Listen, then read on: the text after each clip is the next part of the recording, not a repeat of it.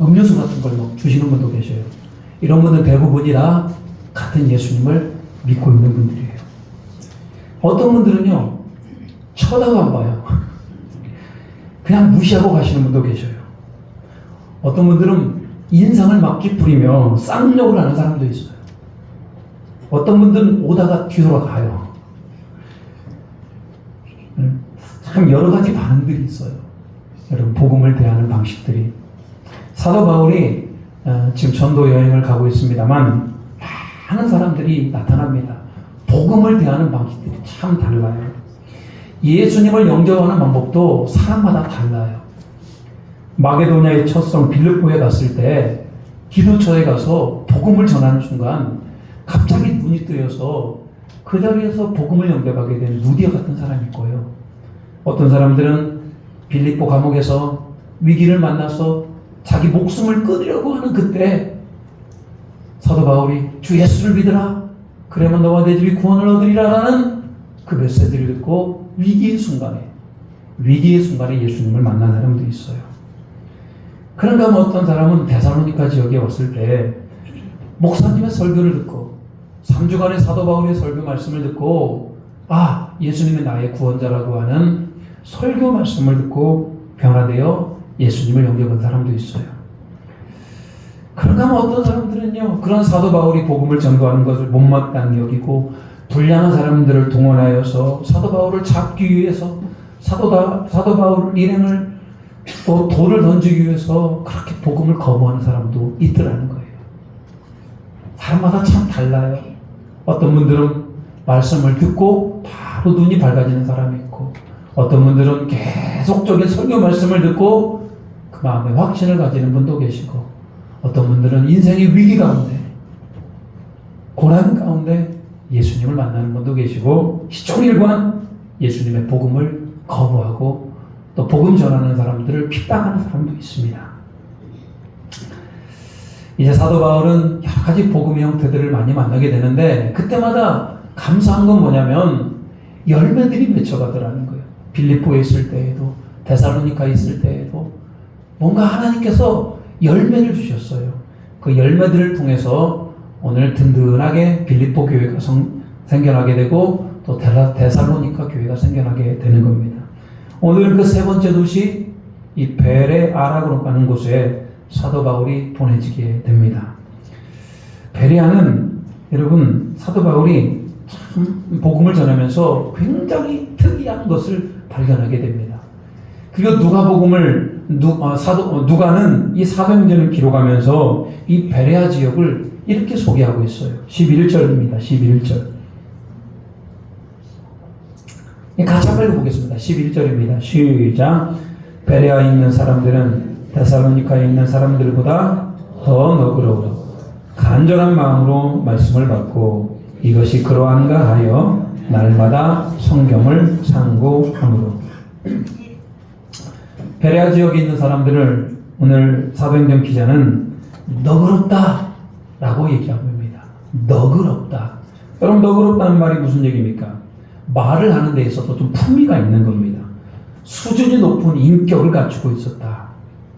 굉장히 높이 평가하고 있어요. 그냥 단순히 너그러운 게 아니고 인격이 훌륭한 것이고, 왜 그런 사람들이 베레아 사람들은 왜 그렇게 너그러운 사람들이 되었을까? 아마 이들은 경건한 유대인들이었던 것 같아요. 하나님의 말씀을 듣고 하나님의 말씀대로 살아가려고 노력했던 사람들. 여러분, 하나님의 사람들이 너그러워하지 않겠습니까? 하나님의 사람들이 인격이 좋은 인격이 되지 않겠습니까? 반대로 하나님의 사람이 사나우면 되겠습니까? 하나님의 사람이 악인이 되면 되겠습니까? 좀 너그럽고 좀 고매한 인격을 갖춰야 되는 겁니다. 오늘 베레아 사람들은 그게 되었어요. 늘 하나님의 말씀을 듣고 잠잠하며 인격적이며 하나님의 말씀을 집중적으로 들을 수 있는 사람들이 바로 오늘 사도 바울이 베레아에서 만난 사람들이었습니다. 그들이 사도 바울이 전하는 메시지를 들었을 때 그들은 아주 점잖하게 오늘 간절한 마음으로 말씀을 받았지 않습니까? 사도 바울이 전하는 메시지를 간절함으로 받아요. 근데 이들은 그렇다고 해서 사도 바울이 예수님이 그리스도이시고 예수님이 우리 모든 죄를 짊어지고 십자가에 죽으셨다라고 하는 그 말을 전했을 때 바로 그 자리에서 아멘 하지 않습니다. 그렇다고 해서 사도 바울이 전하는 메시지를 무시하지도 않아요. 간절히 마음으로 듣고 그들이 하는 것이 뭐냐면 날마다 성경이 그러한가 하여 날마다 성경을 상고함으로. 그럼 사도 바울이 전하는 저 메시지가 과연 성경적이냐, 과연 하나님의 말씀적이냐를 그들이 날마다 만나서 토론하고 연구하고 서로 의견을 나누었던 사람들이 바로 베레아 사람들이에요. 여러분 어때요? 정말 대단하지 않아요?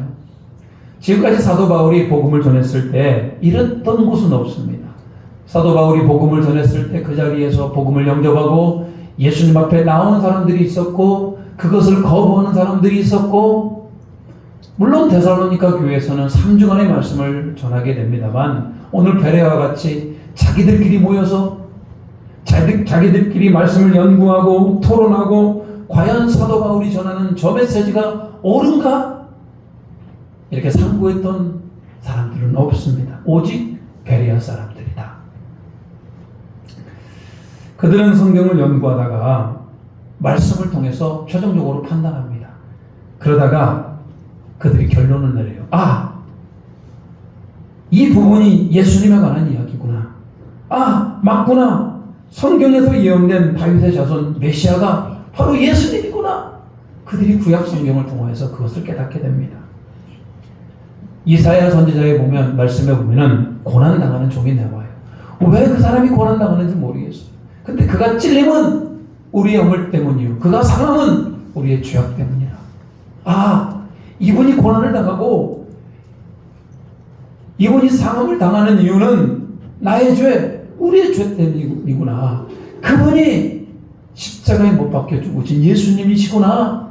그들이 구약 성경을 통해서 예수님을 알게 됩니다. 그리고 아, 이 부분이 예수님 이야기구나. 성경에서 예언된 구원자가 이분이시구나. 그들이 성경을 연구하고 상고함으로 그런 결론을 이루게 됩니다. 12절 그 중에 믿는 사람이 많고 또 헬라인의 귀부인과 남자가 적지 아니하나. 많은 사람들이 예수님을 믿게 되고 또 그 곁에 또 든든한 신앙의 공동체가 세워지게 되는 것들을 보게 됩니다. 오늘 베레아 사람들에게 배울 수 있는 것은 사도 바울의 말씀을 듣는다고 해서 그들이 바로 결론 내리지 않습니다. 뭔가 좀 신기한 얘기고 뭔가 지금까지 들어보지 못한 말씀을 사도 바울이 얘기했거든요. 그들이 최종 결론은 어디로부터 내리게 됩니까? 말씀으로부터 내리게 되더라는 거예요.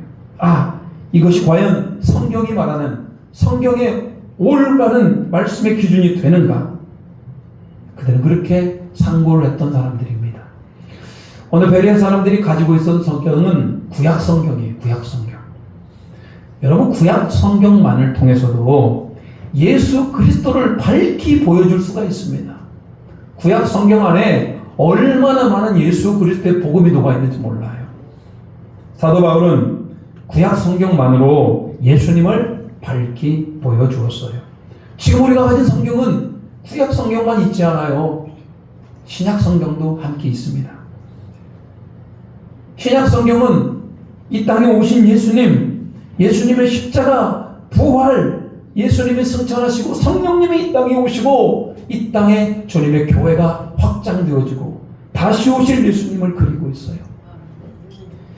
여러분 우리는 그 어느 것보다도 그 어느 때보다도 이 완성된 성경을 통해서 하나님의 사랑과 우리를 구원하신 예수님에 대해서 명확하게 알 수가 있어요. 우리를 충분히 구원에 이르게 할 만큼의 충분한 책입니다. 그래서 여러분 구약 성경에 베레아 사람들이 구약 성경만으로도 그들이 메시아를 찾았듯이 우리는 신구약 성경 전체를 통해서 바로 예수 그리스도를 온전히 만날 수가 있는 겁니다. 사랑하는 여러분, 그래서 오늘 말씀의 제목이 말씀이 결론이 되게 하는 것. 여러분, 이게 바로 우리가 살아야 될 거 아니겠습니까?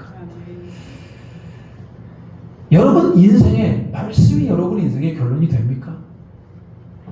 현실이라는 게 있어요. 말씀은 이렇게 말하고 현실은 이렇게 말한다면 여러분이 말씀과 현실 가운데 무엇을 택합니까? 혹시 둘 사이에 머뭇거리고 있지 않습니까? 분명히 말씀은 이건데 나의 현실은 이렇게 갈 수밖에 없는. 한일당신대 총장을 지냈던 우리 오덕후 총장님, 제가 신학교 3학년 때 그분을 만나게 됐고 저는 그분에게 그분이 저를 졸업을 시켰는데요. 그분이 쓴 책 교회의 주인은 사람이 아니다라는 책에 보면은요, 여러분 한번 생각해 보십시오. 어떤 사람이 더 교만하겠습니까? 교회를 20년 다닌 사람과 교회를 1년 다닌 사람 중에 어떤 사람이 더 교만하겠습니까? 1년? 20년? 어떤 사람이 더 교만할까? 헌금을 많이 낸 사람과 헌금을 조금 낸 사람 중에 어떤 사람이 더 교만하겠습니까? 함부로 얘기하기 어렵죠. 모든 게 다 그런 건 아닙니다만 이 책에 보면요, 가만히 보니까 신앙생활을 오래 한 사람이 더 교만해지더라. 헌금을 많이 내는 사람이 더 교만해지더라. 물론 이건 진리가 아니에요. 그냥 그런 사람이 많다는 겁니다. 근데 여러분 가만히 생각해 보십시오. 내가 신앙생활을 오래 합니다. 20년, 30년, 50년, 70년, 80년 할수록 내가 교만해진다면, 헌금을 많이 하면 할수록 내가 교만해진다면 여러분 어떻게 하실 겁니까? 문제 있는 거 아니에요? 심각한 문제가 일어나는 겁니다. 물론 신앙생활을 오래 하면 오래 할수록 더 믿음이 깊어지는 분 계시고, 오래 하면 오래 할수록 더 믿음이 깊어져서 더 많이 헌금을 하는 분도 계셔요. 근데 그 반대로 간다면 그게 심각한 문제가 되는 겁니다. 성경을 많이 읽었고 기도를 많이 하고 설교를 많이 듣고 신앙적인 활동도 많이 하고 교회를 그렇게 충성 봉사하고 교회 직분도 받았는데 우리가 믿음에 역행하고 있다면 이건 심각한 문제가 되는 겁니다. 누가복음 8장에 땅에 씨가 떨어진 것들이 나옵니다. 하늘에서 씨가 날아와요. 어디 떨어질까? 4개의 씨앗이 날아옵니다. 하나는 길가에 떨어지고, 하나는 바위, 돌밭 위에 떨어집니다. 또 하나는 가시떨기 위에 떨어지고, 또 하나는 좋은 땅에 떨어져요. 씨는 떨어졌으면 싹을 내야 될 거 아니겠습니까? 그런데요, 이게 결과가 달라요. 길가에 떨어지니까요, 새가 와가지고 그 씨를 갖다가 콕 먹어버리네. 돌밭 위에 떨어지니까요, 뭔가 막 뿌리를 내려고 하는데 해가 딱 쬐니까 말라서 죽어버려요. 가시떨기 위에 떨어지니까 뭔가 자라보려고 하니까 가시가 막 팍팍팍 찔르니까요, 더 이상 자라지를 못해요. 오직 좋은 땅에 떨어진 씨만 좋은 열매를 맺더라, 이런 얘기예요. 예수님이 왜 그런 말씀을 하셨겠습니까? 씨는 하나님의 말씀을 상징하죠. 밭은요, 여러분의 심령입니다. 심령. 오늘 똑같은 말씀, 여기 앉아있는 여러분들이 똑같은 하나님의 말씀을 들어요. 어떤 분들은 길가 마음이 있어요. 여기서는 은혜를 받는 것 같아요. 뭔가 하는 것 같은데 예배 문을 딱 나가는 순간 사탄이 그 말씀을 콕 찍어버리네. 나가는 순간 다 잊어버려. 여러분, 그렇기 때문에 내 삶에 말씀대로 살지는 못하는 거예요. 어떤 분들은요, 좀 말씀대로 살아보려고 하는데 어려움이 찾아와요. 고난이 찾아오고, 환난이 찾아오고, 염려가 찾아오고, 그러면요, 그 말씀을 싹 잃어버리는 분들. 여러분, 좋은 땅은 어떤 땅입니까? 그 말씀을 새기고, 그 말씀을 따라 30배, 60배, 100배 열매를 맺을 수 있는 게 바로 좋은 땅 아니겠습니까? 많은 사람들이, 기독교인들이 평일 말씀을 듣고 계신 분도 계셔요. 새벽 예배, 수요 기도회, 금요 기도회, 주일 낮 예배, 오후 예배, 기독교 방송을 통해서 CBS, CTS, 온갖 기독교 방송들이 많아요. 유튜브 방송을 통해서 말씀을 들을 교회들이 많아요. 어떤 분들을 물어보니까 하루 종일 기독교 방송을 보시더라고요. 하루 종일 기독교 방송을 봐요. 너무나 훌륭한 것 같죠. 그런데 기도를 그렇게 많이 하고 또 말씀을 그렇게 많이 읽는 것 같은데, 근데 문제가 있어요. 삶의 열매가 나타나지 않아요. 주변에서 보기에는 왜 저 사람은 그리스도인인데 저렇게 많은 경건의 활동을 하고 저렇게 많은 신앙적인 활동을 하는데 왜 저 삶이 정리합니까? 여러분, 그런 소리를 듣는다면 왜 그런 줄 아십니까? 내 인생의 판단의 기준이, 내 인생의 결론이 뭐가 안 되기 때문에? 말씀이 안 되기 때문에 그래요. 여러분, 착각하면 안 됩니다.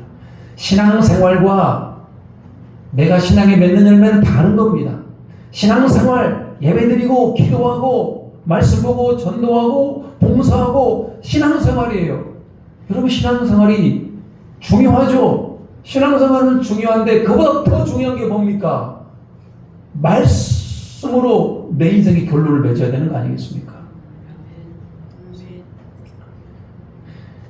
판단의 기준이 말씀이 되어서 그 말씀을 아멘으로 내가 받아들이고 그 말씀을 따라 살아가야 되는 게 그게 바른 신앙생활인 겁니다.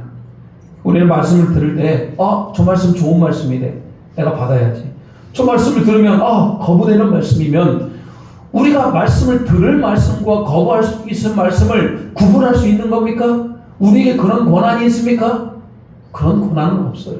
모든 게 하나님의 말씀이고 모든 말씀이 우리에게 주시는 말씀이기 때문에 우리는 그것을 들을 말씀과 듣지 않을 말씀으로 구분할 수 없어요. 감동이 되는 말씀이 있고 부담이 되는 말씀이 있어요. 감동이 되는 말씀은 듣고 부담이 되는 말씀은 안 들어야 되는 겁니까? 그렇지 않아요. 우리 삶이 변하지 않는 것, 우리가 그렇게 많은 경건의 훈련을 받고 그렇게 많은 예배를 드림에도 불구하고 내 삶이 그대로 머물러 있는 것은 결국은 하나님의 말씀이 내 인생의 결론이 되지 못하기 때문에 그런 거 아니겠습니까? 내 판단, 내 지식으로 결론 맺는 거 아니에요. 하나님의 말씀이 결론이 되어야 되는 겁니다. 오늘 베레아 교회가 그런 교회였어요. 오늘 말씀을 들을 때 진짜 하나님의 말씀이냐, 진짜 성경이 말하는 말씀이냐, 그들과 스스로를 점검하며 말씀으로부터 결론을 내었더라는 거예요. 얼마나 훌륭합니까? 저는 우리 에덴 장로교회 우리 성도님들, 우리 예배하는 자들을 위해, 여러분 인생 위에, 여러분 인생을 이끌어가는 그 힘이, 말씀이 여러분 인생의 결론이 되시기를 주님의 이름으로 축복합니다. 우리는 그렇게 할 수 있어요.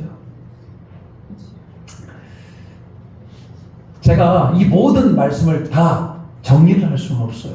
그렇지만 오늘 하나님께서 우리 인생의 결론으로 삼아야 될 부분들, 우리는 내가 어떤 말씀을 붙잡아야 되고 내가 이걸 떠나가야 될 것인가, 한 3가지 말씀을 함께 나누도록 하겠습니다. 이것이 여러분 인생의 결론이 되시고 여러분 인생의 판단의 기준이 되어야 되는 겁니다. 첫째는 성경이 말하고 있는, 오늘 주님이 우리에게 말씀하고 있는 인생의 기준이 뭐냐? 그건 인간은 죄인이라는 거예요. 인간은 죄인이지만 하나님이 죄인인 인간을 가만두지 아니하시고 그의 아들 독생자 예수 그리스도를 이 땅에 보내서 우리 모든 죄를 짊어지시고 십자가에 그 아들을 죽이시고 3일 만에 부활하심으로 우리가 그것을 믿음으로 말미암아 우리가 구원받은 자가 되었다.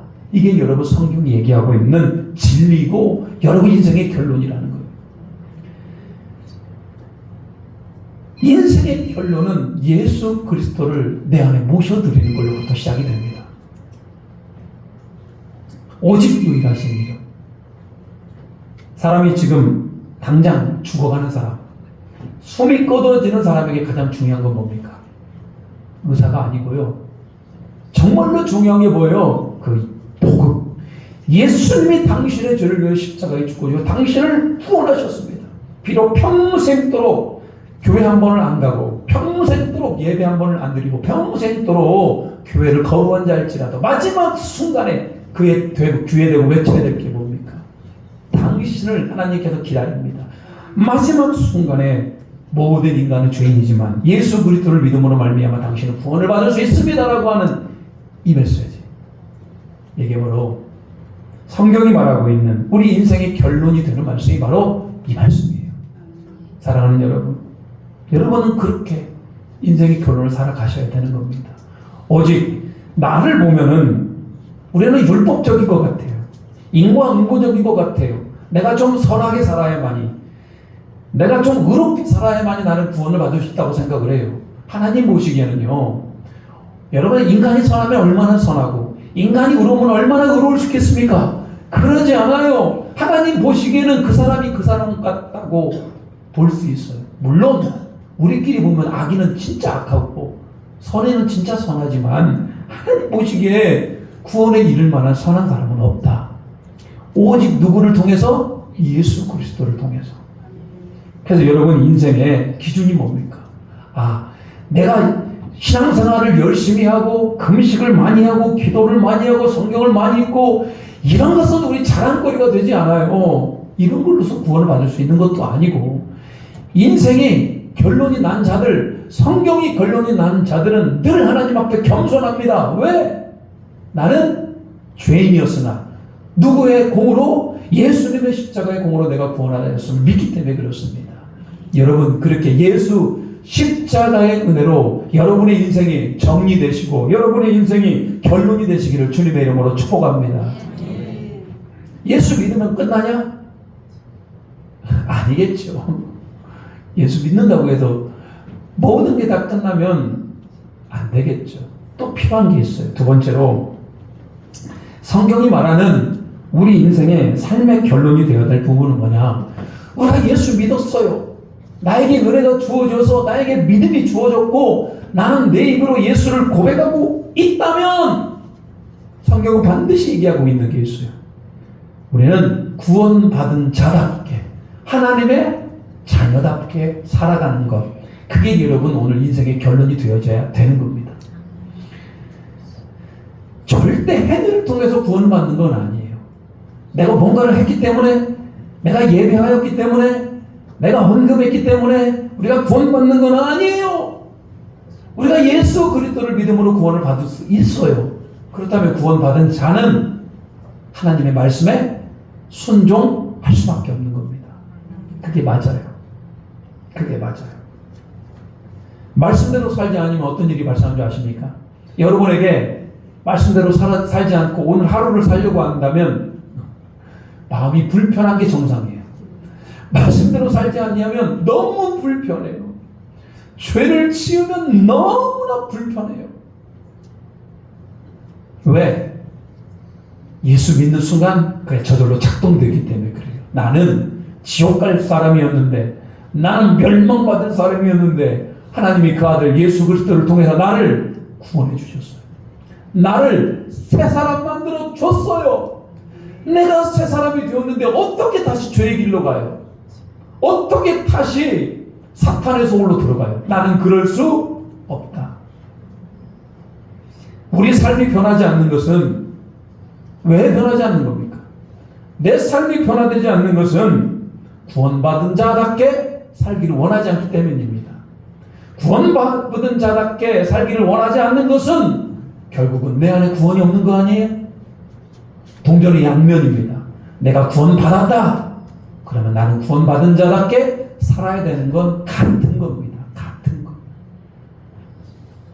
사도 바울이 교회에 보내는 편지와 그의 영적 제자들에게 보내는 편지들이 있습니다.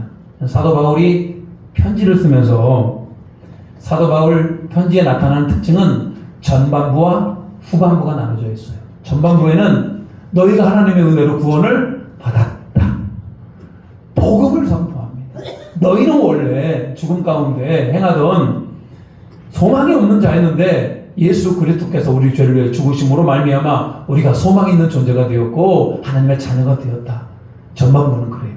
후반부는요, 그러므로 너희는 이렇게 살아야 한다라고 하는 구원받은 자의 삶에 대해서 얘기하고 있어요. 성경은 두 개를 다 얘기합니다. 우리가 믿음으로 구원을 받는다? 맞는 얘기예요. 믿는 자는 당연히 행함으로 나타나야 된다? 당연한 겁니다. 많은 사람들이 구원받은 자답게 살지를 못해요. 그래가지고 어디 가서도 나는 그리스도인입니다라고 얘기도 못한대요. 어디 가서 나는 그리스도인이라고 얘기도 못한다면 여러분 심각한 문제죠. 어디 가서 당당히 식사하기 전에 기도도 못한대요. 부끄러워서. 여러분 이래 갖고 되겠습니까? 구원받은 자가 그런 삶입니까? 우리는 날마다 인생의 치열한 영적인 전쟁을 하고 있어요. 거룩한 삶을 살아야 되는 우리에게 영적인 치열한 전쟁. 예수님도 육신의 몸에 있을 때 사탄이 시험을 합니다. 예수님도 시험을 했는데 우리를 가만 놔둬요? 여러분을 가만 놔둘 것 같아요? 가만 놔두지 않아요. 어마어마한 공격들과 영적인 위협들이 여러분을 노리고 있어요. 그럼에도 불구하고 여러분 우리가 믿음이 있는 자라면 그 사탄 먹이가 하는 그 유혹에 넘어가는 게 아니고 우리는 믿음으로 이겨내야 되는 것. 구원받은 자답게 살아야 되는 게 여러분 그게 바로 성경을 말씀을 결론으로 삼은 인생이다. 이런 얘기예요. 그러면 나에게 그런 힘이 있을까? 여러분 나에게 그런 힘이 어디 있어요? 우리에게 그런 힘이 어디 있어요? 누가 그 힘을 주십니까? 예수님이. 예수님이 우리가 구원받은 자답게 살 힘을 주시고 계심을 믿으시기를 소망합니다. 지금 예배 가운데 여러분에게 힘을 주셔요. 사랑하는 딸아, 아들아, 내가 너와 함께한다. 너를 통해서 내가 하나님의 의를 이루기를 원한다. 여러분 힘을 내시기를 바라요. 세상에 하나님이 함께 하시는데 뭘 못해요? 우리가 충분히 말씀대로 순종하며 믿음대로 살아갈 수 있는 겁니다. 마지막 성경이 말하고 있는 기준, 우리가 하나님의 은혜로 예수 그리스도를 믿음으로 구원을 받아요. 그리고 믿는 자답게 살아가는 게 우리 인생의 결론이라면 여러분 마지막 인생의 결론이 뭔지 아십니까? 그건 바로 마지막 날 하나님 앞에서 심판의 때가 우리를 기다리고 있다. 성경은 우리의 인생에 마지막 날이 반드시 있다라고 얘기를 합니다. 우리 목숨이 끊어지는 날, 그날이 마지막 날이에요. 우리 예수님이 하늘로부터 재림하시는 날, 그날이 마지막 날이에요.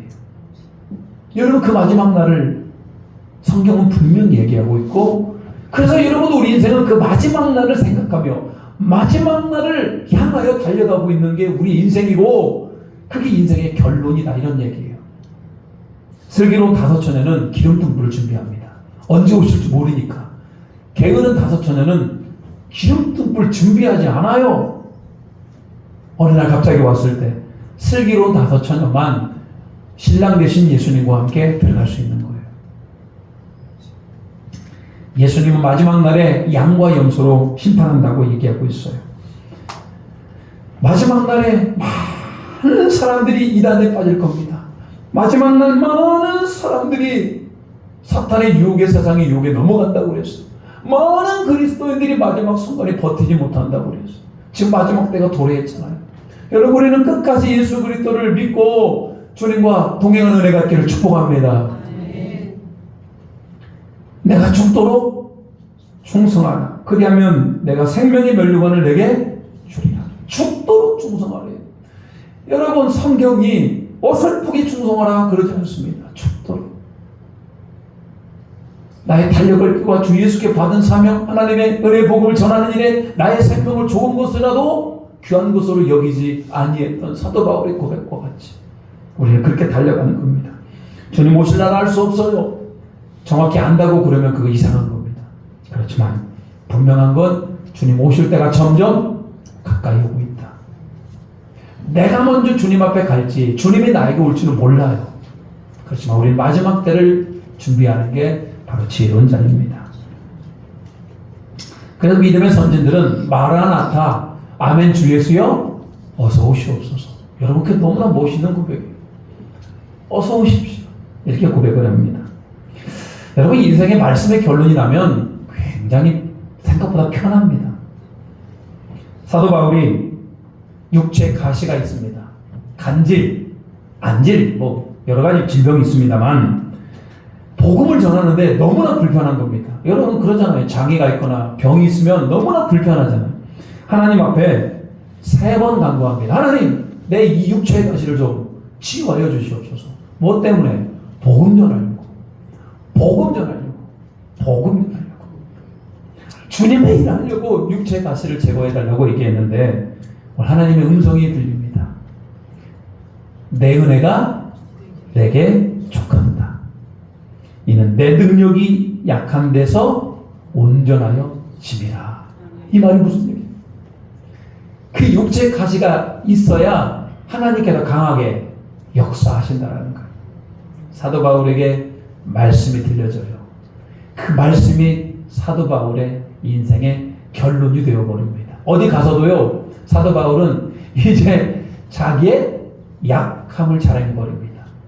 하나님이 이 나의 약함, 육신적 약함을 통해서 나를 이렇게 크게 사용하십니다. 여러분, 바울은 하나님의 음성이 그 인생의 결론이 됩니다. 저 또한 하나님의 부르심 가운데 지금 이 자리에서 여러분에게 말씀을 전하는 자가 되었어요. 말씀의 결론이 난 자들은 다들 이렇습니다. 저는 여러분들 가운데 다시 한번 하나님의 말씀이 여러분 인생의 결론이 되시길 바라고요. 현실과 말씀과의 주저주저 하지 마시고 어디 말씀을 향해 달려가고 나중 예수께 칭찬 듣는 우리 모두가 되시기를 주님의 이름으로 축복합니다. 우리 찬양하면서 결단하도록 하겠습니다. 주님 말씀하시면 내가 나아갑니다. 주님 뜻이 아니면 내가 멈췄습니다. 이 찬양하면서요, 여러분 마음을 다시 한번 잡아봤으면 좋겠어요.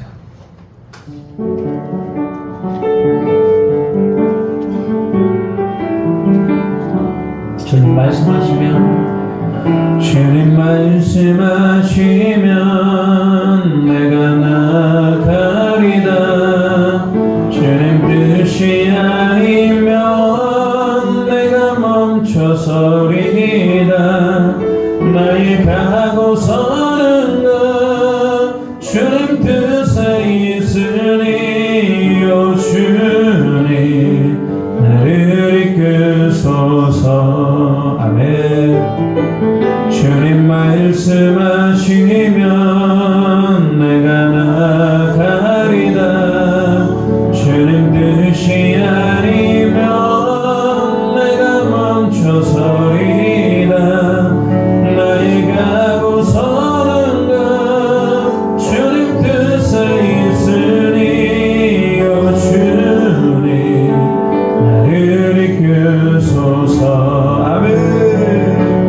뜻하신 그곳에 나 있기 원합니다.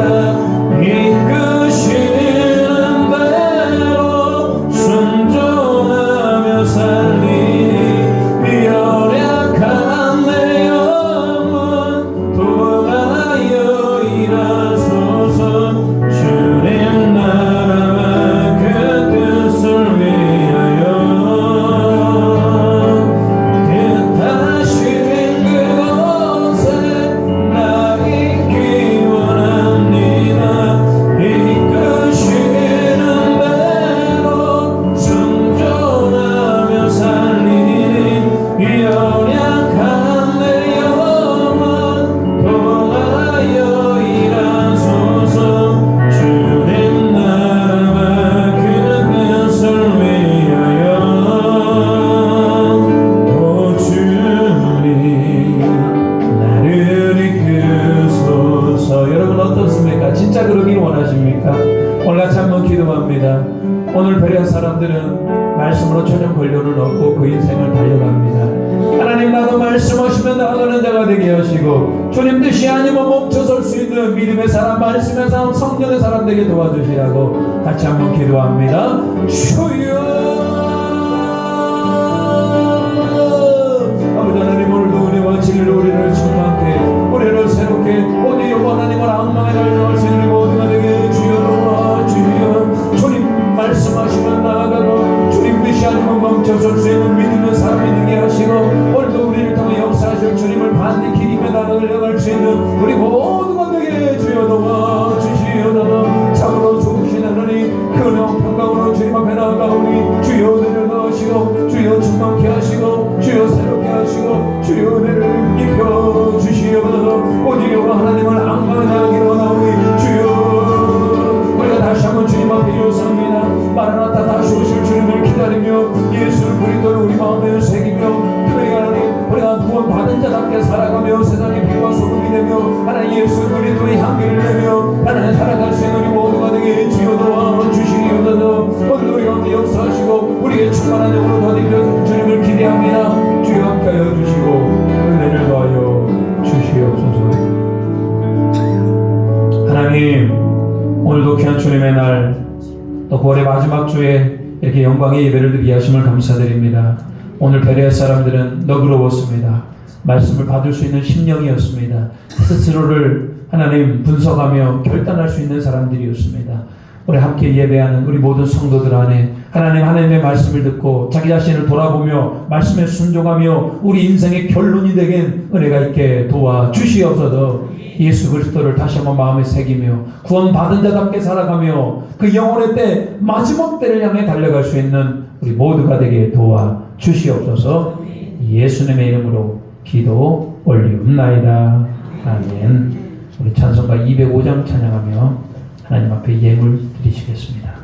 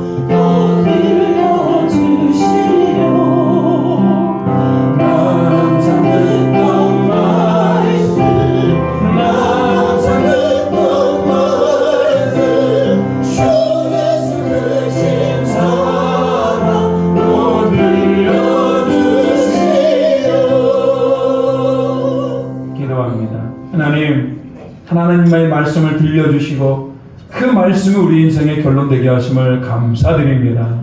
하나님, 모든 물질이 하나님께로부터 왔음을 고백합니다.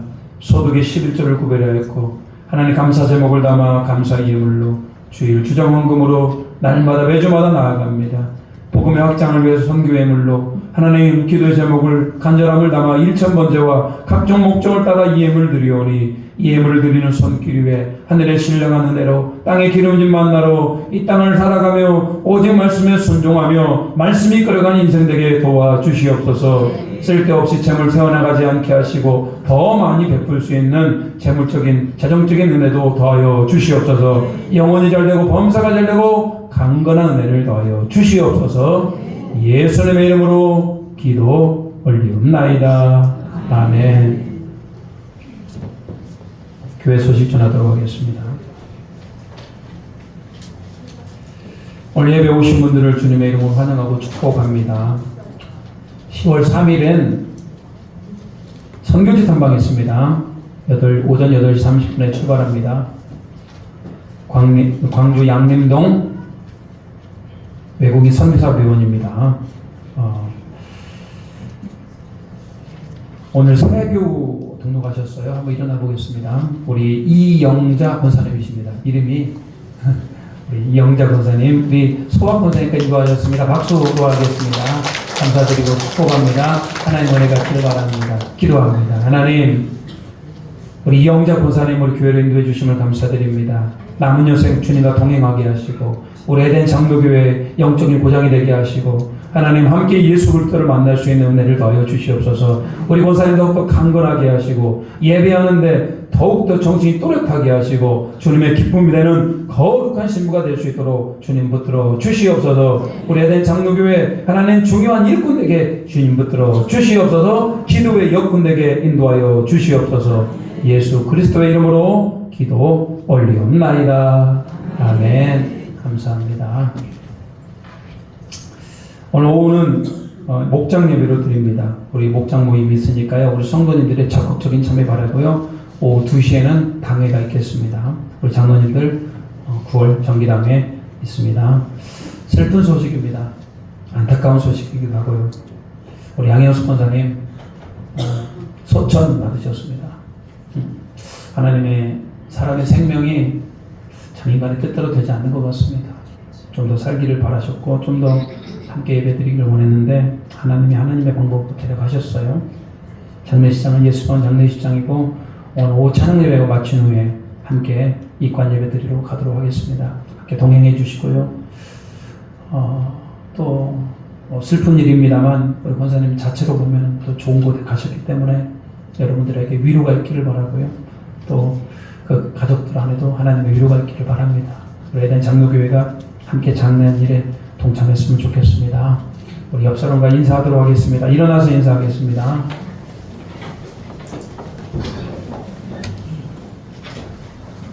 자, 하나님 말씀에 순종하시기 바랍니다. 말씀이 결론되시길 바랍니다. 결단합니다.